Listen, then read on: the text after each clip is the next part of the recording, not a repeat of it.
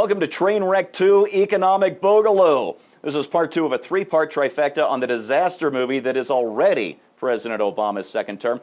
Today, let's take a look at the economy as it hurtles towards the cliff in 3D on that giant IMAX screen that we call real life. I'm Steve Green, and let's bring on Scott Ott and Bill Whittle and get right into this, please. The June jobs report came out last Friday, and the headline numbers look pretty good. 195,000 net new jobs, unemployment at 7.6% because people are coming back into the job market. But the reality is that underemployment shot way up, and that this is the longest stretch in our nation's history, 54 months in a row, that unemployment has been at 7.5% or higher. Now, Bill, you're not really the president, but you do play one on TV. Let's say you just inherited this mess. What would you tell the American people about how your predecessor helped get us into it? Wouldn't spend a word. I wouldn't waste a word on what my predecessor did to get me into this kind of trouble. That's cowardly, it's chicken, and it's mean.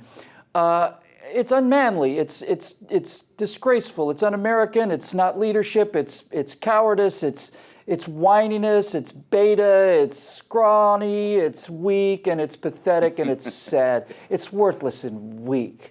So what I would do is I would start working on solutions, and then I would reference a predecessor of mine as the actual president. I'd go back to old Calvin Coolidge, and I would talk about what happened when we found ourselves in a similar situation there. Apparently, he cut the federal budget by half. And he lowered taxes, and he got all of these government projects out of the way, got regulations out of the way, and the unemployment rate fell from, I don't know what it was, 12% or some freaking unbelievable number, to 1%. Forgive me for not having the actual data, but the event was absolutely true. Calvin Coolidge is the most underrated president in America's history. He absolutely inherited a situation as bad as this, immediately went to the source of the problem, which was the kudzu and the tumor that has become federal spending, and cut it so dramatically that it just released this pent-up energy in the economy, and that's exactly precisely what I would do. My favorite statistic from the Coolidge administration is that ice cream production in this country quadrupled under him. What better thing could you possibly say? What more positive thing could you possibly say about an economy than that? Yeah. All right, the numbers under the headlines, well, they look pretty bad.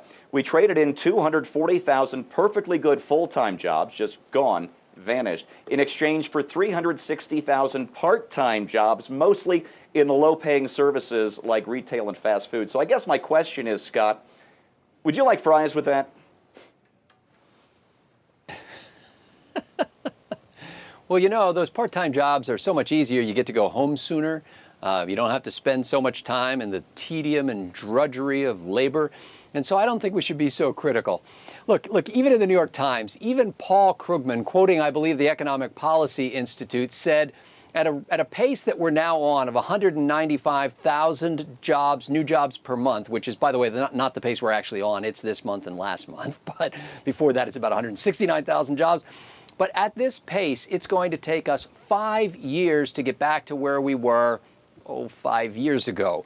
And so we really need to be creating something like 300,000 jobs a month. I'll tell you what the bright spot is here. The little rainbow of joy in all of this is that the decrease in the number of government jobs, some 700,000 public sector jobs have gone away over the past 5 years. And for that, we can only say hallelujah for the long-term sustainability of our governments. Indeed. You know, the way this works is this perfect circle. ObamaCare kills off full-time jobs, which sends more people into the exchanges that don't exist to receive subsidies we can't afford because nobody is working full-time. Brilliant. Folks, this Obamanomics disaster is all about spreading the wealth around a little bit. The president told us that 5 years ago. But negative real interest rates spread the wealth from middle-class savers to rich bankers. Obamacare spreads it from poorer, younger people to richer, older people, and the no-growth economy spreads it from one Taco Bell worker to another.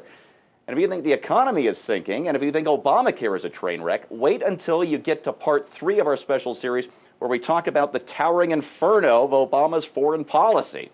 Oh. That one's for members only, though, so go ahead and click the subscribe button at the top of your browser window, all right? For PJTV, for Scott Ott, and for Bill Whittle, I'm Steve Green.